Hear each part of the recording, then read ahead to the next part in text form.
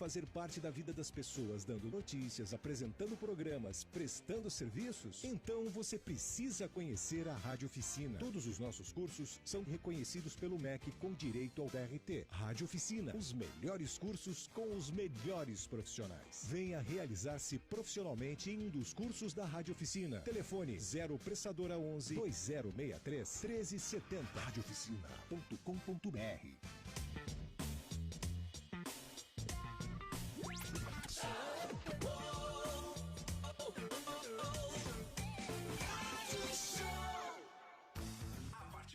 Você confere Papo com Elas, um programa feito por mulheres e para mulheres. Muito boa tarde, terça-feira de sol e calor aqui em São Paulo, do jeitinho que a Lu gosta. Muito bom, tô adorando. É bom que a roupa seca rapidinho. Seca rapidinho. Pra quem mora em apartamento, secar roupa é um inferno, né? Nossa, aqueles dias no inverno, exato. Né? Mas a gente tá chegando já na primavera, o calorzinho já veio, a gente tá tendo dias aí. Sabe uma coisa que eu gosto da primavera? É. Quando começa a cair florzinha. Eu adoro a primavera. Assim, no caminho, aí eu dirigindo aquele monte de florzinha e folhinha caindo no carro, eu falei, gente, tô me sentindo na Europa. Nossa, praticamente, inclusive no trânsito, né? Aí não, né? Aí não, estamos ao vivo já pelo facebook.com/papo com elas oficial. Nosso Twitter é o @papo com elas. Nosso Instagram é o @papo com elas oficial. Nosso canal do YouTube é o youtube.com/papo com elas oficial. Entra lá no nosso canal, clica no sininho, se inscreve, receba esse e todos os nossos vídeos desde lá do começo da nossa transmissão. Veja tudo que a gente já colocou no ar.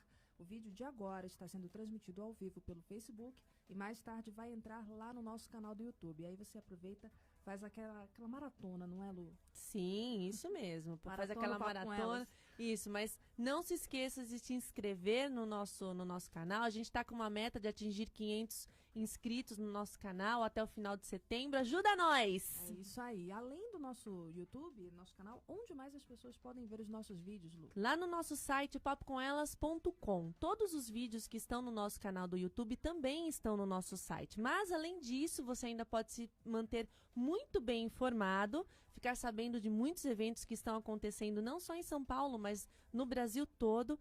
E tem muita matéria sobre maternidade, sobre comportamento, relacionamento, sobre direito, que é o assunto que a gente vai falar hoje, sobre empreendedorismo. Tem de tudo para você alavancar em todas as áreas da sua vida. Exatamente. Você falou do LinkedIn também, não? Não, vou falar agora. Fale lá. Nós também estamos no LinkedIn. É só procurar lá. Ó, Cebolinha baixou. Procurar. Só procurar lá, Papo com Elas. Todas as nossas matérias, as que estão no nosso site, também estão lá no LinkedIn.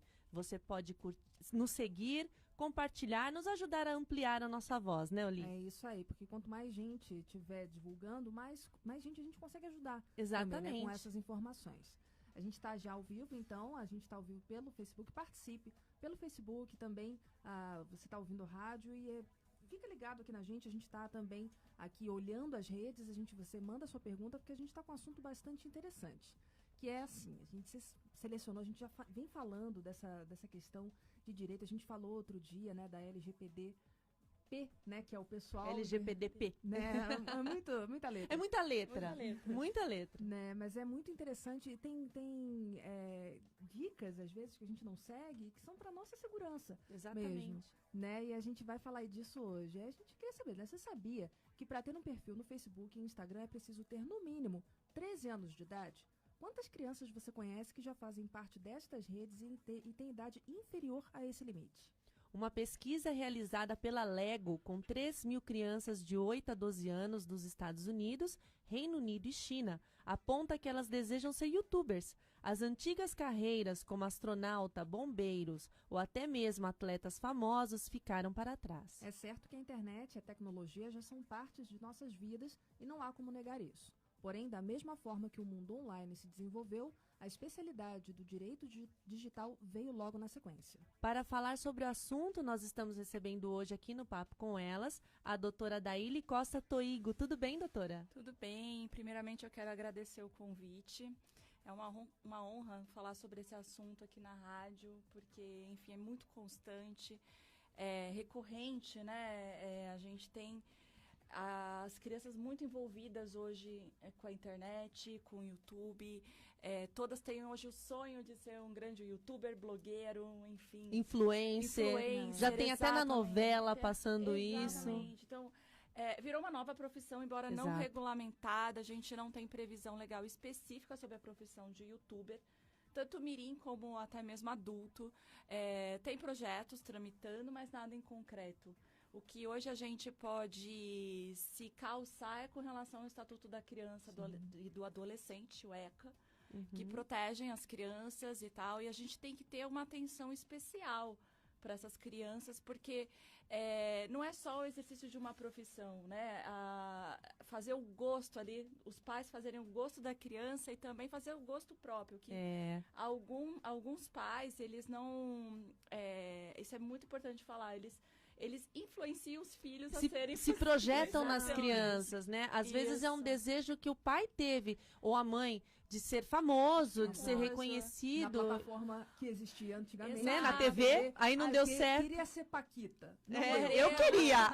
Eu queria. E eu nem tenho filha pra fazer minha filha virar Paquita ou YouTube, mas enfim, né? Hoje eu acho que tem mais aquele desejo de se tornar youtuber, ter um perfil com tantos seguidores e tal, querer se monetizar com isso, do que propriamente antigamente a gente pensava. Quero ser jogador, quero ser modelo. Hoje, os meninos eram astronautas. É verdade. Hoje tem curso, tanto que tem curso voltado. Tem curso, é verdade. Meu colégios, dá escolas aula para isso. Para mídias digitais. A gente falando de youtuber, ele falou, eu dou aula para essa galera aí. Então, exato, mas é isso mesmo. E outra, né, a gente fica sabendo o quanto alguns youtubers ganham. E realmente é monstruoso. É um salário de um jogador de futebol.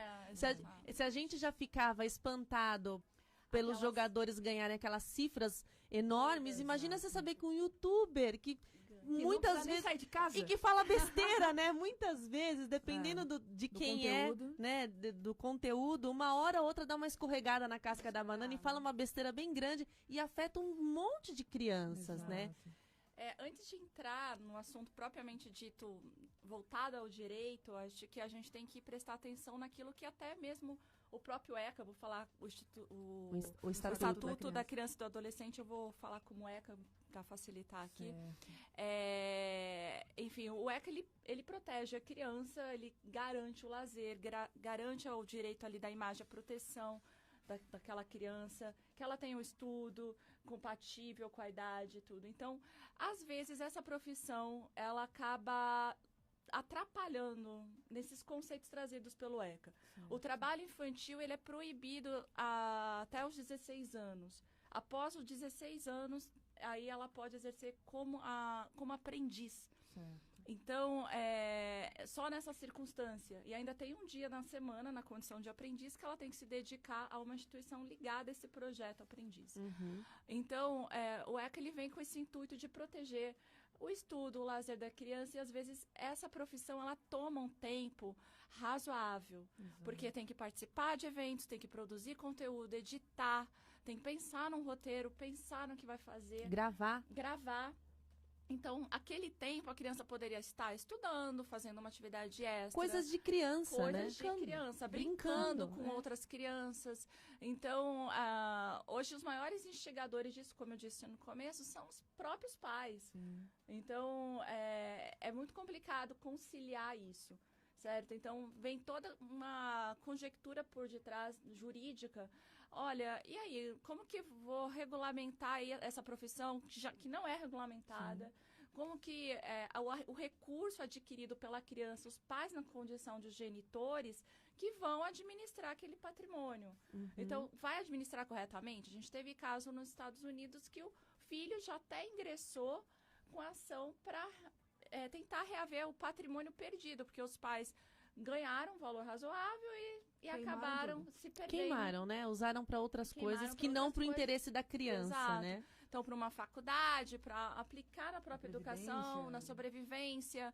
E todo mundo vislumbra nessa profissão uma mudança de vida da própria família. Então, mas sem pensar que crianças antigamente, que eram artistas, já se viam nessa profissão, já eu ia se falar viam na isso mesma agora. posição. Então, hoje, por não ter uma regulamentação específica, a gente usa muitas vezes as leis aplicáveis do artista mirim. Então, para eventos noturnos, precisa da autorização judicial. Então, não mudou essa conjectura. Então, é tratado como se fosse realmente um artista, certo? Entendi.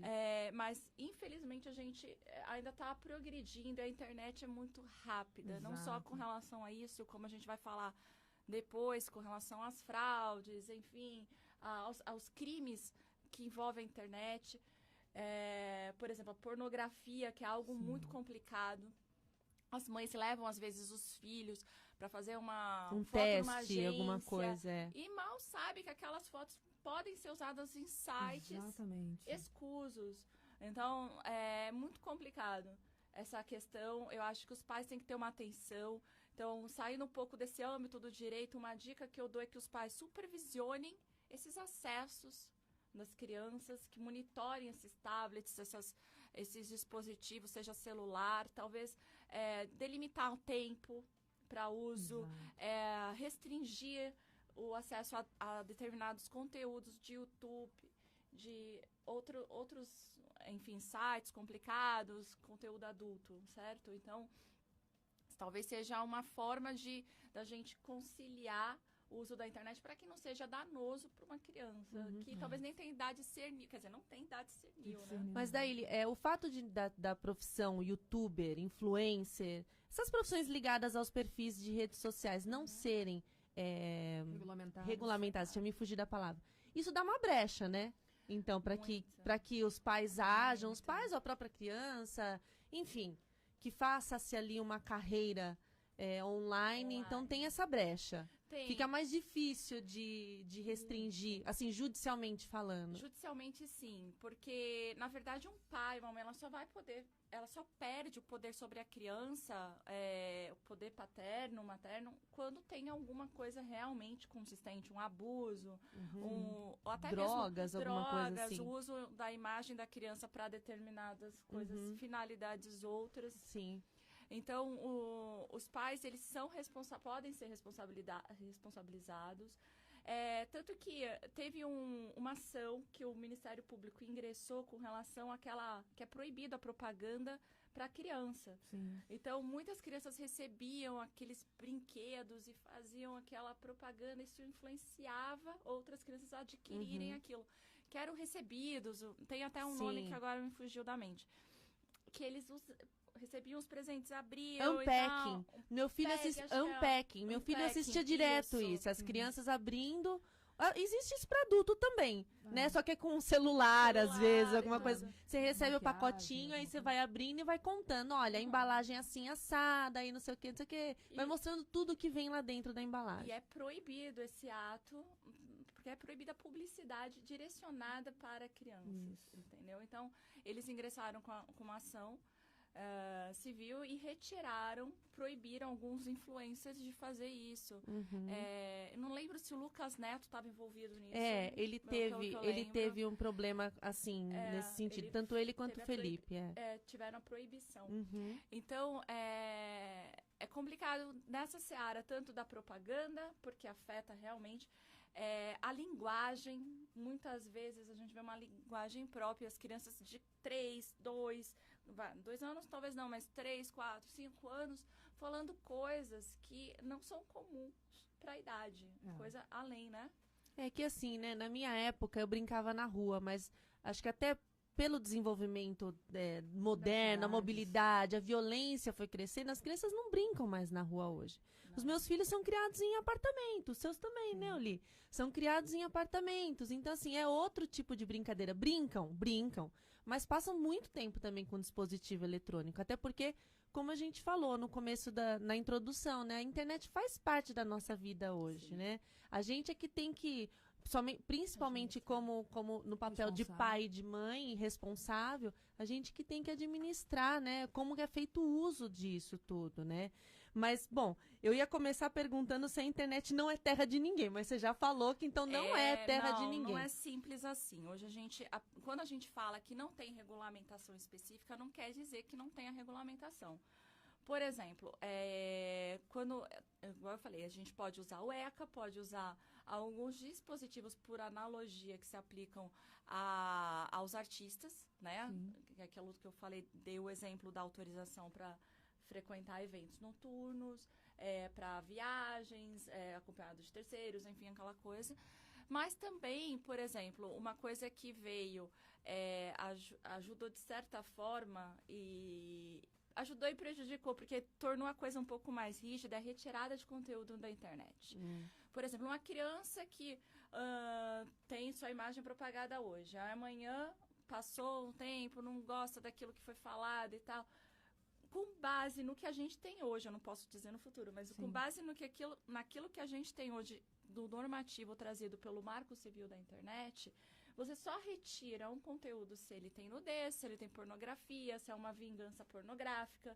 Então, não é tão simples. Se não fica lá o resto da vida, aquele vídeo fica lá. Porque o que o Marco Civil, ele traz a liberdade de expressão muito forte.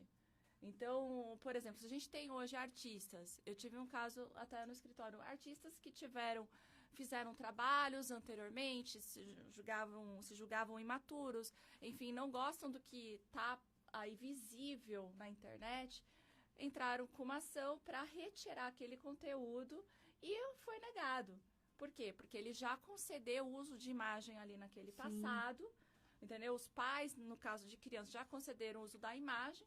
Não tem muita diferença se a gente for fazer aí um paralelo com aquilo que a gente usa numa propaganda.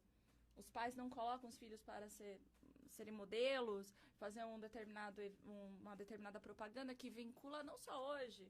A gente tem aí crianças lá do passado, nem vou falar a minha idade, mas coisa lá do menino todinho, aquela coisa que vincula até hoje. E aí, para a retirada desse conteúdo, hoje, com base no que a gente tem, não é possível. Porque não traz um conteúdo pejorativo, não traz uma nudez. Não traz base para retirar, simplesmente. Não tem justificativa. Então, fica por lá. isso que, mais uma vez, os pais, como responsáveis, têm que ter o bom senso de saber o que está fazendo com a imagem do filho. Entendeu? Porque esse tem que saber o que está assinando também, né? Exato. Ler o que vai assinar. Ler, né? Ler. Porque na hora de receber o dinheiro, né? O olhinho brilha. É como se fosse mas uma aí loteria. assina, exato. Pensando, muitos pais usam a criança como se estivessem ganhando na loteria. E aí isso é um risco que é uma conta que vai ser paga depois a vida inteira. Exato. A gente vai agora para um breve intervalo. Mande aí sua pergunta para a Daíli. Tem muita coisa para a gente saber sobre essa exposição, né, das crianças via internet. O Gustavo Verardo tá te mandando um beijo de Paris. Oh, que chique. Ah, s'il vous plaît, merci beaucoup, mon amour. Um beijo pour toi, toi aussi. Tchau, tchau. Até daqui a pouquinho a gente volta. Você gosta de rádio? Gostaria de falar como nós,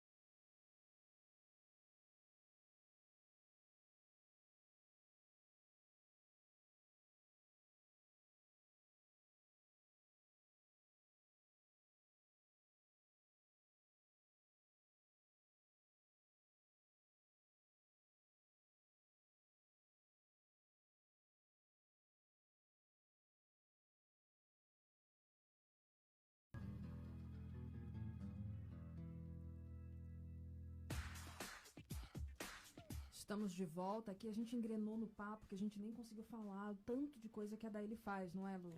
Exatamente. Então, já que você tocou no assunto, vamos lá. A Daíli, que está aqui com a gente hoje, Daíli Costa Toigo, é advogada com atuação no direito empresarial, digital e planejamento sucessório. Ela é mestre em direito comercial pela Pontifícia. Eu sempre penso se é pontífica ou pontifícia. Pontifícia Universidade Católica de São Paulo, a PUC. Especialista em direito empresarial pela PUC São Paulo, COGEAE. Professora convidada do curso de pós-graduação e extensão em direito societário da PUC São Paulo, COGEAE. E professora assistente na graduação em direito da PUC São Paulo. Autora de diversos livros e artigos envolvendo direito empresarial e eletrônico. É palestrante e sócia fundadora do escritório de advocacia Costa Toigo. Ô, louco, hein? São muitas atividades. Muita coisa. Mas é isso, né, Daíli? A gente estava até comentando aqui como é importante as pessoas que passam por algum tipo de problema online com os filhos, ou até de sequestro de dados, que a gente vai falar mais pra frente, conhecer o caminho que ela tem que tomar. Porque não é qualquer advogado que consegue resolver um problema. Então, às vezes, fala assim, meu primo é advogado, mas é advogado trabalhista, não tem nada a ver com o direito digital, né? O direito digital é muito específico, né? Muito. Não só com relação à matéria em si, os normativos, porque eles são esparsos. Hoje a gente não tem um código de direito eletrônico. É diferente do Código Civil, Código Penal. Ele foi surgindo conforme a necessidade, né? Exato, e ele está se tecnologia. mudando conforme a necessidade. Porque a internet é tão rápida, né? É tão rápida, até mesmo doutrina envolvendo esses temas. Eu que hoje faço doutorado na PUC, estou voltado para os temas empresariais, bancários, enfim, dentro aí do direito eletrônico, é muito difícil a gente encontrar subsídio doutrinário, artigos. Então, realmente a gente tem que pesquisar, tem que se debruçar em doutrina até estrangeira, pegar casos. Realmente é um estudo específico. Ainda é tudo mato. Ainda é tudo mato. Porque a internet surgiu em 92. É pouco tempo. Se você vai comparar com direito civil, direito penal, né? Que é de, 1900 e bolinha já tinha coisa escrita. Mas a internet, e assim, ela foi se desenvolvendo. Hoje que existem essas várias ramificações que precisam de leis e precisam ser regulamentadas justamente por causa dos crimes, né? Porque é o que você falou. A todo instante aparece uma coisa nova, né? Do mesmo jeito que os engenheiros de segurança online aí ficam procurando coisas para defender, né, os dados dos clientes, tem o lado de lá, que tem o bandido que está 24 horas também tentando hackear e criar aplicativos e vírus, maneiras, né, de invadir. São inúmeras. Isso exatamente. E a gente não consegue realmente vencer. Tanto que, voltando um pouquinho na questão de onde encontrar respaldo, sim, é interessante buscar um advogado especializado. E hoje a gente tem, nas principais metrópoles, tem delegacias especializadas em crimes eletrônicos. Naquelas, enfim, comarcas, estados que não têm essa delegacia especializada, que também não são muitas, tá? São bem poucas. Você pode procurar uma delegacia comum. Tá? Fazer um BO, se resguardar dessa forma. Ou, por exemplo, num caso de alguém se sentir ofendido, pode procurar o Ministério Público, como é o caso aí que eu falei da publicidade, que ele tem poder de investigação, ele tem aí o poder de alçar a mão de ação civil pública para obstar, impedir alguém de fazer determinado ato, empresas fazerem determinados atos, como foi a coisa da publicidade que eu falei. Então, a gente tem aí alguns instrumentos para buscar ajuda, tá? Na questão da publicidade, ainda tem a denúncia que você pode fazer para o CONAR. Pro PROCON e pro CONAR. Eles agem por denúncia. Então, assim, não que eles fiquem lá na rede procurando pelo em ovo. Mas se você percebe que tem uma publicidade disfarçada ali naquele public post disfarçado, você tem que denunciar, porque aquilo é proibido. Para que isso seja legal, o influencer lá, o digital influencer, ele tem que deixar bem claro que ele está fazendo uma propaganda. Então, existem sinalizações que você precisa escrever no texto do corpo do post do Instagram. Link patrocinado. Public post, tem que pôr em cima, embaixo, isso, aquilo. Tem que sinalizar bem. E o CONAR pune mesmo. Ele tira do ar, ele dá multa. Então, para quem trabalha com isso, é bom ficar esperto, né? Vou voltar um pouquinho nessa questão da publicidade, da atuação do CONAR, até mesmo com relação às empresas, tá? Quando a gente for falar de sequestro de dados, de tudo, depois eu vou entrar nessa questão, porque também tem uma passagem aí que o CONAR também cuida, porque tem que ter todas as informações das empresas no comércio eletrônico completas. Então, publicidade completa. Então, nessa linha que você acabou de falar. Então, tem órgãos fiscalizando? Tem. Voltamos àquela velha frase. Não é uma terra sem lei. Temos leis, sim, temos autoridades que vigiam isso, né, para garantir aí a legalidade, né? Exatamente, para que a coisa seja feita corretamente. Então, tem que denunciar mesmo. Se você percebeu ali, é só fazer a denúncia para o CONAR, para o PROCON, que eles vão atrás. Sim. Isso aí, vamos continuar, Oli? Vamos lá, a gente estava falando, né? Você estava falando da legislação, que ainda não existe algo muito específico para a internet com a criança, e que aí acaba se aplicando questões que são válidas para artistas. Sim. Quais são essas questões jurídicas e legais de crianças youtubers? E se os pais autorizam, não tem mais com o que se preocupar? Assim, o pai acaba sendo responsável? Sim. Como é que funciona? Infelizmente, né? Os pais são os responsáveis aí pelas crianças. Então, se há autorização, assim como qualquer ação judicial, se o pai representa o filho, né, ele pode agir juridicamente. Sei lá, um pai viu que a imagem do filho foi violada. Ele que vai ter que representar o filho, porque ele não tem ainda o poder de... A criança não tem o poder. Isso, ela não pode, por si só, ir ao judiciário, né? Então, ela precisa dar ou a representação do pai ou a assistência do pai naquela determinada ação. Então, uma indenização, uma retirada de conteúdo, quem vai mover são os pais. Então, é interessante a gente deixar isso bem claro. Olha, levei meu filho numa agência de modelo, eles usaram a imagem do meu filho para um site pornográfico. Quem tem o direito ali de postular juridicamente é o pai, representando o filho para a retirada daquele conteúdo, não o próprio filho, tá? E aí tem que procurar o quê? Um advogado especializado, né? E também relatar isso à delegacia, fazer um boletim de ocorrência. E como a gente sempre fala, né? A ajuda especializada é importante nesse sentido, porque o advogado que atua nessa área sabe o quanto que é difícil a identificação dos agentes.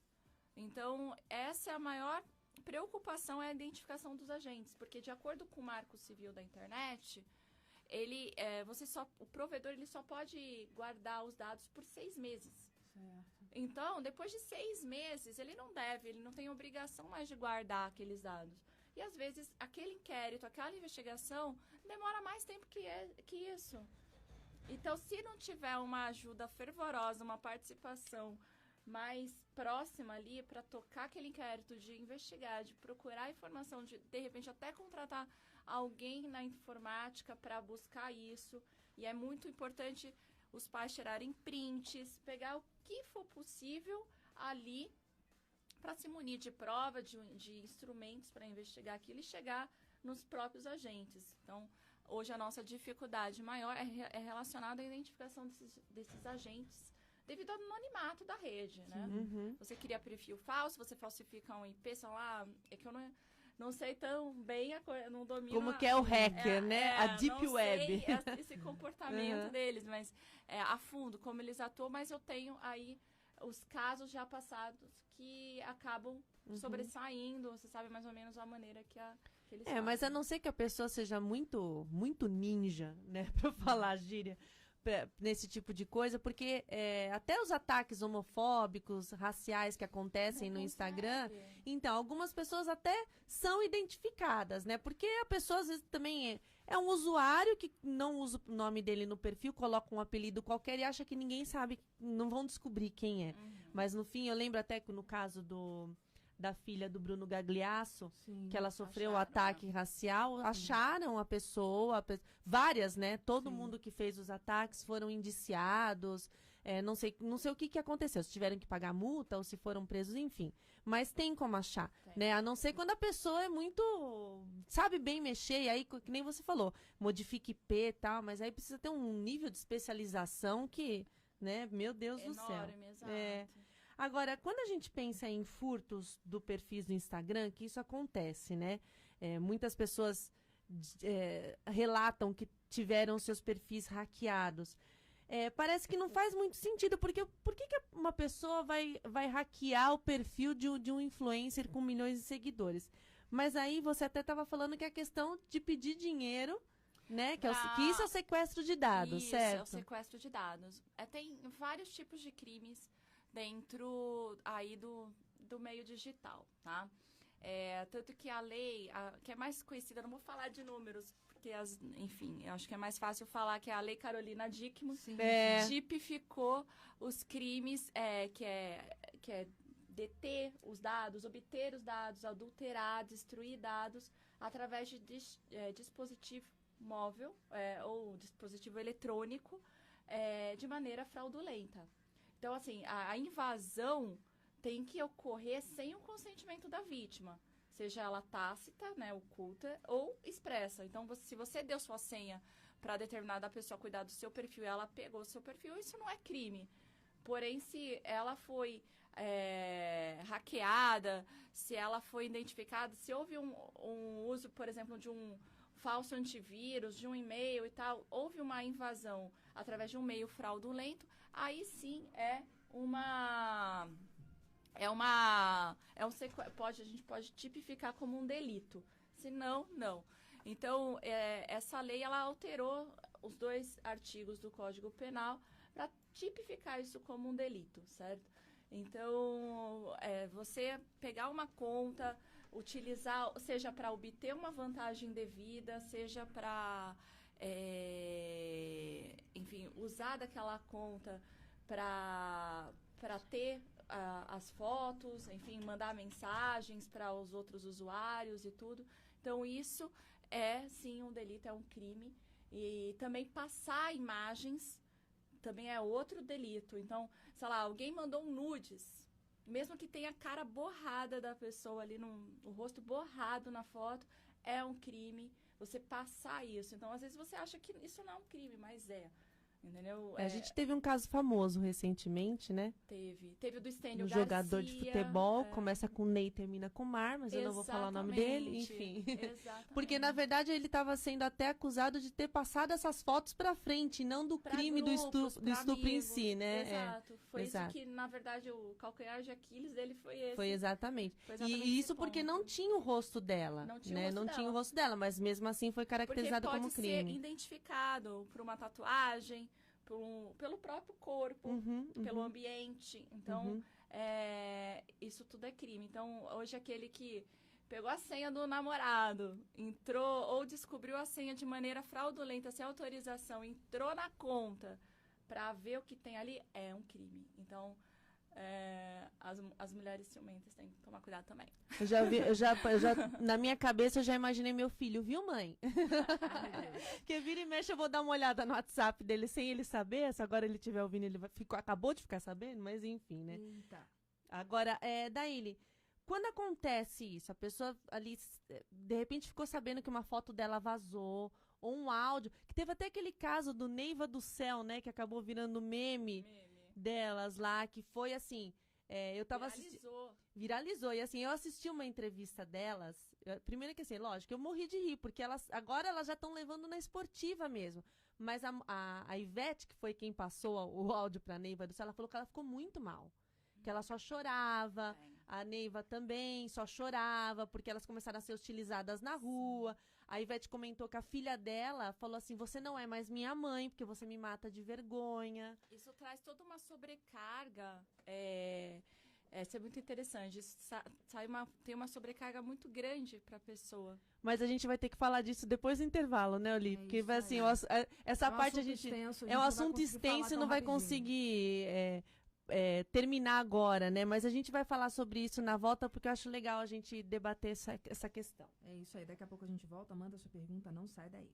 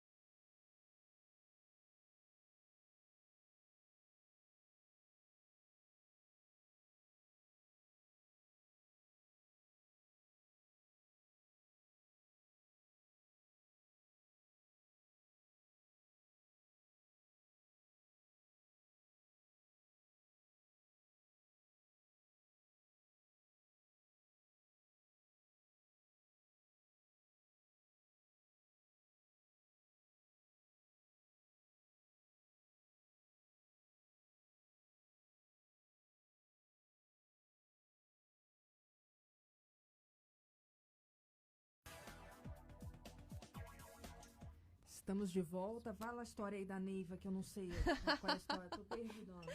Não, essa história é o seguinte, lógico que eu não vou... Dá detalhes. Guardar as devidas proporções, agora não são nem 2 horas da tarde, né? Não dá pra ficar falando sobre isso. Mas a história é a seguinte, são 2 amigas, a Neiva e a Ivete, né? A Neiva não sei, ela acho que tem família e tal. A Ivete, ela é viúva, mas aparentemente ela tem uma vida sexual ativa. E esse áudio aí do Neiva do Bom, né? Ótimo pra... Esse Neiva do Céu, ela conta... Detalhes de um rapaz que ela conheceu, uma noite que ela teve aí, o rapaz era desprovido de órgão sexual. Assim, tinha, como ela diz, um sinarzinho, né? Foi o que ela usou. Só que aí o áudio vazou, né? E assim, são 2 amigas conversando, então elas falam termos explícitos, assim. É como se você estivesse falando com sua melhor amiga.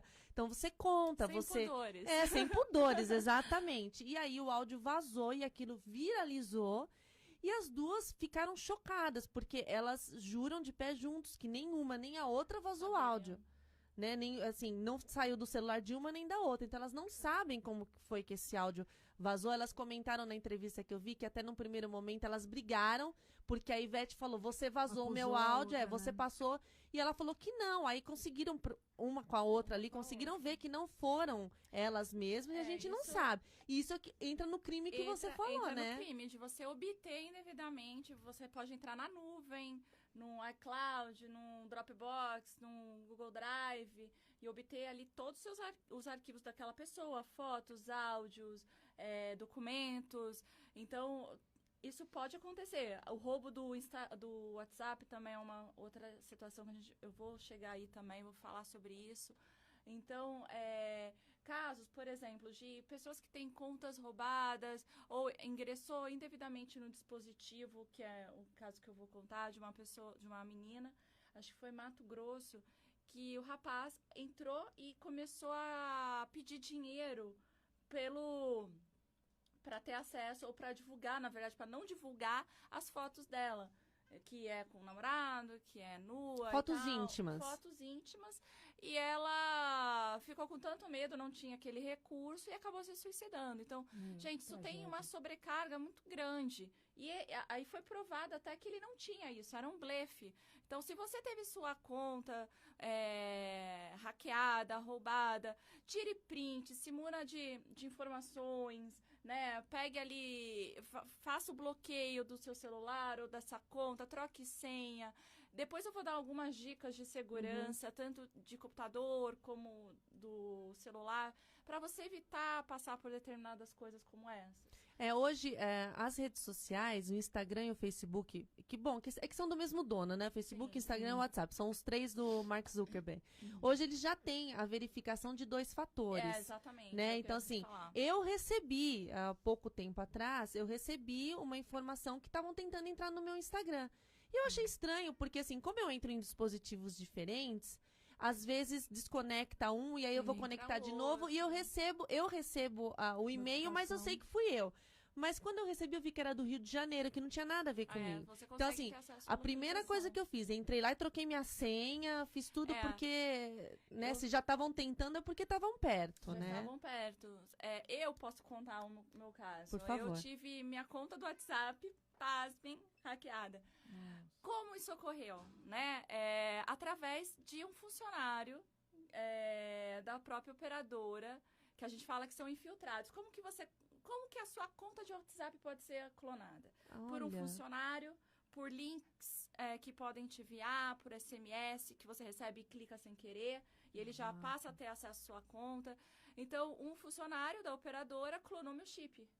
Se ele clona, ele tem acesso ao WhatsApp, certo? Então, seu iCloud, sua coisa toda. Então, o que aconteceu? Eu passei, de repente, à tarde, caiu. Isso até... eu tinha conversas com os clientes, enfim, eu tinha toda uma privacidade, tanto pessoal como profissional, que foi invadida. E como você descobriu? Porque caiu o meu acesso. Então, na mesma hora, você perde o acesso. Quando sua conta de WhatsApp é hackeada, você perde o acesso. Aí, a primeira providência é ir na operadora, ou ligar para a sua operadora e bloquear o seu chip. Certo. Primeira providência. Segunda providência, entrar em algum computador, algum outro dispositivo, avisar todos os seus amigos pelas redes sociais. Mande SMS. Você continua com acesso, de repente, a um SMS ou ao Telegram, Facebook, né? faz um ao vivo ali no seu Facebook, no seu Instagram. Hoje tem passa meios, prints, né? Porque eles pediram para familiares, Pedindo para dinheiro? funcionários, exato. Até para Olha grupo, só. tá? Eles pegam aleatoriamente o valor, assim, era R$2.000 por cada pessoa. Então, assim, numa enxurrada, ele poderia levar uns 20 mil. Alguém chegou a pagar? Quase pagaram. Nossa. Mas você sabe que Então, eu tava... as pessoas caem ainda, mas é que isso não tem uma divulgação tão notória. Se você tem sua conta bloqueada ou hackeada, você já não sabe mais o que Mas fazer. é o que a gente comentou. Cada dia é um golpe novo, porque quando eles começam a perceber que tá todo mundo ligado no que eles estão fazendo, eles mudam. Eles mudam. Porque eu tava falando pra Daíli que um amigo meu do Facebook postou nesta semana o print de um amigo pedindo dinheiro pra ele e o WhatsApp do amigo tinha sido hackeado, não era o amigo. Olha só. E ele falou assim, olha, eu quase paguei. É que quando eu ia fazer a transferência, o amigo entrou em contato por outro meio e avisou. dizendo que tinha sido hackeado, assim, mandou uma mensagem em geral. Ele falou, eu quase paguei, porque é um amigo que eu conheço desde criança e tal. Você confia, né? E aí tinha até outras pessoas comentando que já tinham recebido, mas às vezes era uma pessoa que não era tão próxima, né? Porque o golpista ali não tem como saber, né? Pra quem que ele tá mandando, mas ele vai na sorte. Aí uma coisa que eu percebi, que me mandaram os prints depois, porque eu não tive acesso ao que ele fez, a balbúrdia que ele fez na minha conta. Aí me mandaram um print e estava ali uma conversa muito parecida com as que eu tinha, falando com amigas, assim, desenvolvendo uma conversa.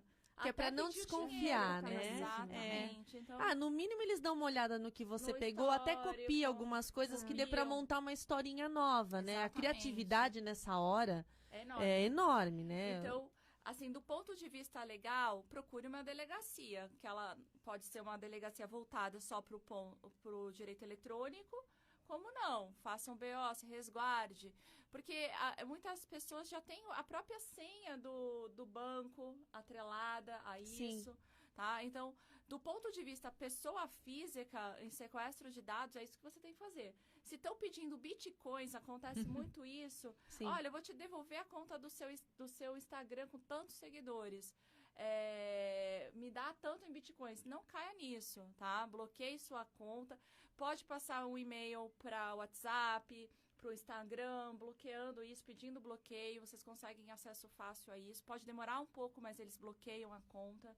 Então, tudo para não se render a essa prática e reportar isso para a autoridade. E além disso, o Bitcoin, já que você falou nisso, a moeda criptografada, ela é irrastreável. Você nunca mais você sabe que... Às vezes pode ser uma pessoa que está ali do teu lado e você não sabe quem é, porque não é possível rastrear o Bitcoin. Então, é uma coisa que nem eu falei no começo, o Marco Civil da Internet dificulta muito essa coisa de buscar o responsável sobre aquilo.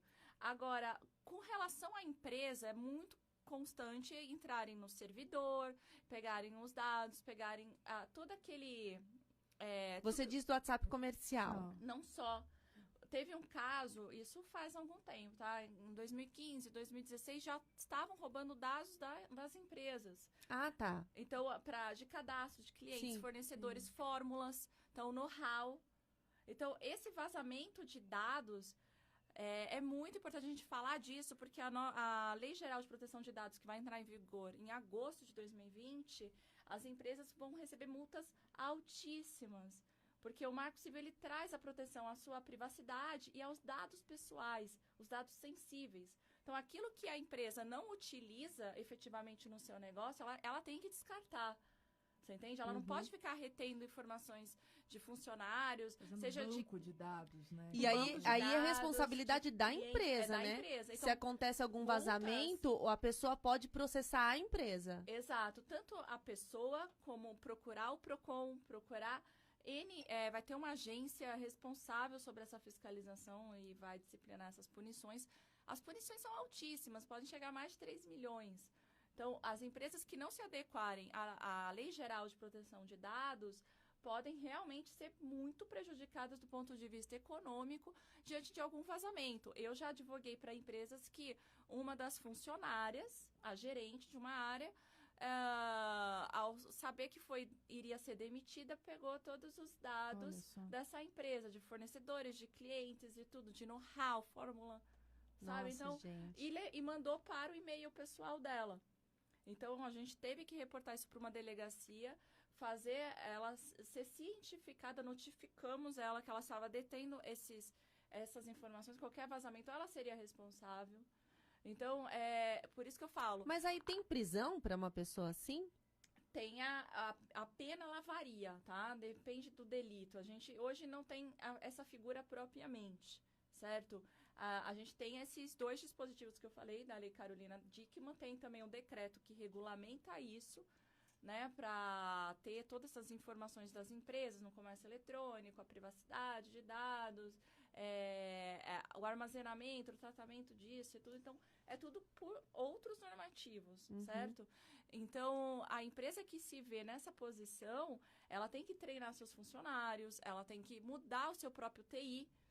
Por quê? Aí vem mais uma questão, aí passa para o consumidor. O consumidor que vê seus dados divulgados, ou o seu cadastro divulgado, ou aquele funcionário que teve sua avaliação de desempenho divulgada, por exemplo, de acordo com a Lei Geral de Proteção de Dados, pode pedir uma indenização razoável, além da punição, sem contar com a punição que a empresa leva em cima disso, entendeu? Então, é bem pesado essa coisa da proteção de dados, ela vem por esse ânimo, essas empresas que ficavam ligando para todo mundo, vendendo telemarketing. Exato, não pode. Então, pedir dados que a empresa deter dados que não utiliza, não pode. Ou que já não utiliza mais, enfim, ela tem que descartar e ela tem que se adequar, ela tem que tratar, tanto que fala da guarda, manutenção, tratamento, né, de dados. Então, ela tem realmente que prestar atenção nessa questão, porque as pessoas realmente podem entrar com essa indenização e os provedores, aí, novamente, eu volto um pouquinho naquela questão de consumidor. Provedores, tanto de serviços de conexão como de aplicativos, eles respondem objetivamente pelo dano que causar. Então, isso quer dizer o quê? Independente de culpa, de você provar que ele fez com o ânimo de causar aquele dano. Entendi. Então, uma instituição bancária, por exemplo, que tem o sistema invadido ou os dados do seu cliente é divulgado de uma forma que tem fraude na conta bancária, ela responde objetivamente. Eu sei um pouco melhor sobre isso porque eu tenho uma obra relacionada a isso, Pode que falar. é a responsabilidade das instituições financeiras no ambiente do Internet Banking. É bem voltado, é bem peculiar isso. Eu falo um pouco da responsabilidade civil diante aí desse ambiente eletrônico e também abordo especificamente das fraudes eletrônicas. Né? Então, aquele que também se apropria de informações de banco, enfim, faz uma fraude eletrônica, o STJ já reconheceu também como um delito.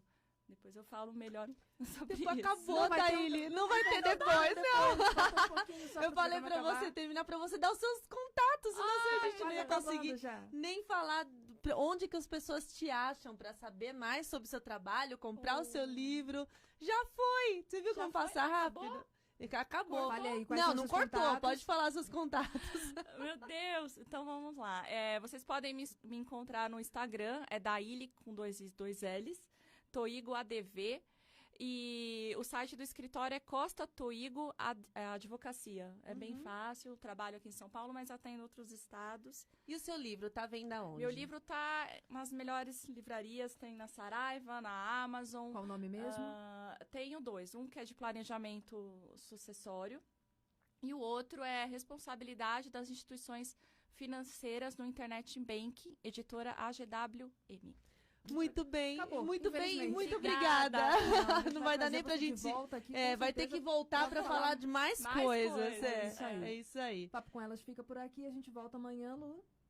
Isso mesmo. Eu tava ouvindo a mensagem da Vivi. Da Vivi aqui, Peta, assim, aqui. Meninas, tragam ela de volta. Traremos, Vivi. Um beijão. Um beijo. Beijo, Papo gente. com Elas volta amanhã. Falei a beça.